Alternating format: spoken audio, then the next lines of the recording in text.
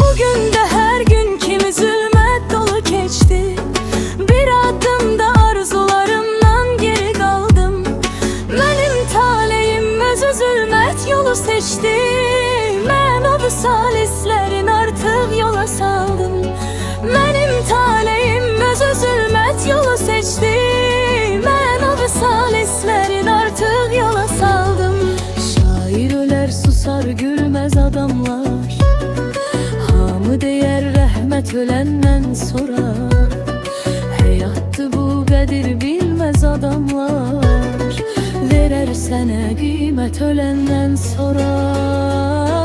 Gecə deyənə yatır büsbütün ay.